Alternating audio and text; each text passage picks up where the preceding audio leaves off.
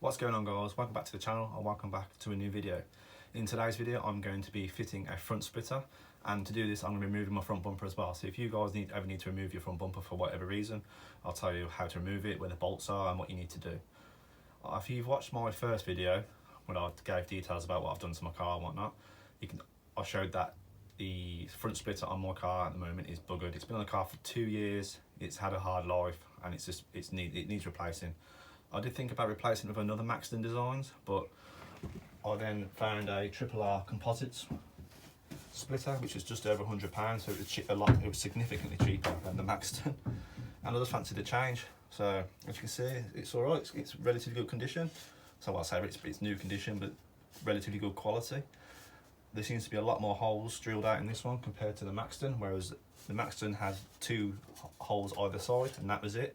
I had to make my own one in the middle so it'd support to the bumper a bit better, because at the time my car was quite low.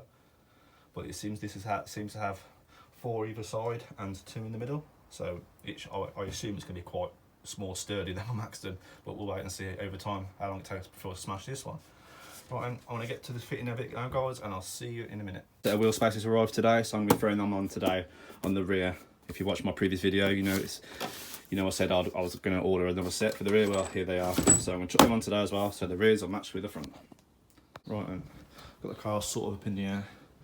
I do need to get to the front, so as you can see my Maxton one, it's knackered. So to remove the front bumper, you need to undo these 4 bolts.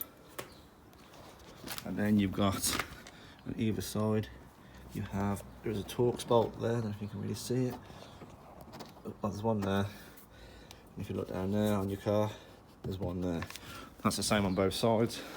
Then underneath, you'll have those 3 bolts there. I have a feeling that one's going to give me grief. It doesn't look the greatest, but I'll crack on and see how hard it is to come off. Once that's off, I'll update you once I undo all the bolts. I'll update the video again. Right then, guys, all the bolts are out. Luckily enough, no bolts gave me any issues. The Torx bits are the size of them you'll need. It is a T20, and the bolts on top are 8mm. So it's not 10mm, so you ain't guys got to worry to find your lost 10mm. Also, another thing I advise to do as well is just unplug your fog lights before you take the bumper off.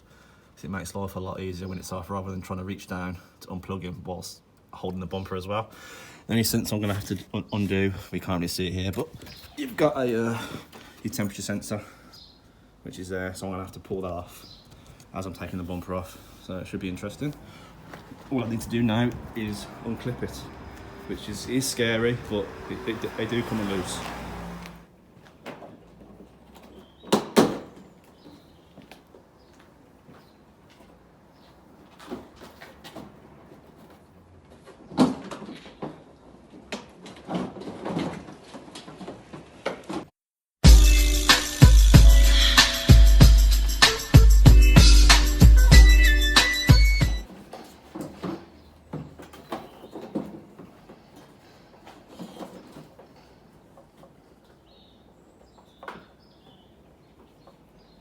Turns out unplugging the temperature sensor is a pain, but there is it off.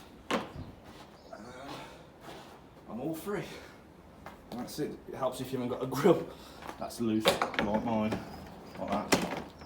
But yeah, that's as easy as it is, guys, to remove your front bumper. Right, I've got my bumper in the garden now. Quite handily, the TRC splitter box is big enough to sit the bumper on, which is handy. Save it getting marked, even though it's on the grass. But if you guys can't do it on, you haven't got no grass or anything to put it on, you can just do it on this box so your bumper doesn't get damaged. So now I'm going to attempt to take off some of these bolts. I can tell it's been there a while, the state of them. But, right, I'm going to crack on, get this splitter off now and see how that goes. I've got all the bolts off, come to the last one, and it's all rounded off. So at the moment I'm trying to put some grips on this to stop this from turning, so I can undo this nut here, and it's giving me absolute grief. I've probably been doing it for about 15 minutes now. But I'll crack on with it and wish me luck. Oh, right, success. The old splitter's off. Thank God. As you can see, I was telling you, you only get 2 bolts, 2 bolt holes here and 2 bolt holes there, and this one here in the middle I made myself. So when you buy one, if you're thinking about getting a Maxton, I'd have highly advised drilling a hole here yourself, just so you got more support in the middle, because otherwise this middle bit's sort of supported by nothing.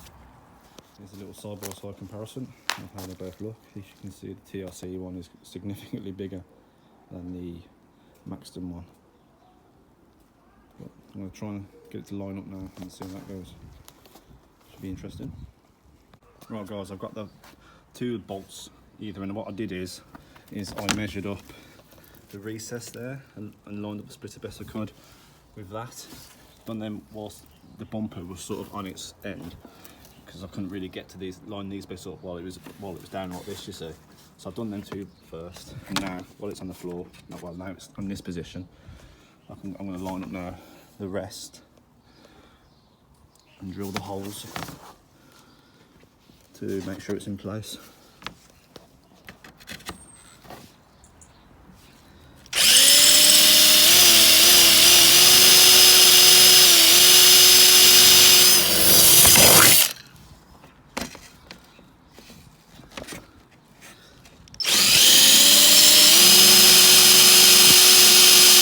Drill all the holes. So now it's just a case of putting the washers and nuts on, tightening it up, and attempting to get the car bumper back on myself. Should be interesting. Obviously if there's 2 of you guys it makes life a lot easier, but you can do it on your own. But as you can see guys, the bumper's back on, the splitter's fitted and the car's back on the deck. I think it looks significantly better than it did. I'm overall happy on the fitment and the quality. So if you think about getting one of these splitters guys, I highly recommend it. It's easy, it's not exactly hard to fit. It's more fiddly than getting your bumper off them more than anything. That's the hardest bit. Then trying to get the bumper to sit right so you can attach it. But yeah, good. I'm going to jack the rear of the car up now and fit my spacers. And that's probably going to be it. Well, I've just fitted the rear spacers now. You can see there.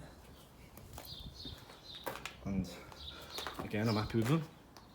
Sit pretty much flush with the arch again. I gave the rear of the car sort of like a fat look, if that makes sense. But I know they're expensive guys, but I do highly recommend them if you want to improve the look of your car, and if you're going for Brembos, obviously you're going to need them.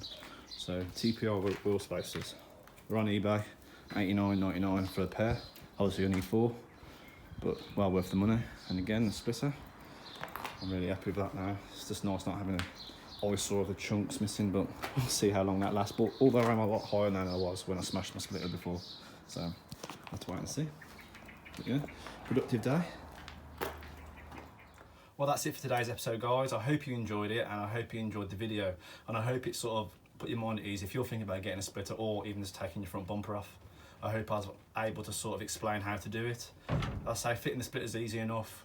Obviously I had a bit more issues because I had to take a splitter off that was already on the car, and all the bolts were just rotten through, so that was the only grief that it really gave me really. The bumper went straight on. It went on a bit easier than I thought, to be fair. So as always guys, if you enjoyed the video, drop a like down and subscribe if you're not already, and I'll see you on the next one.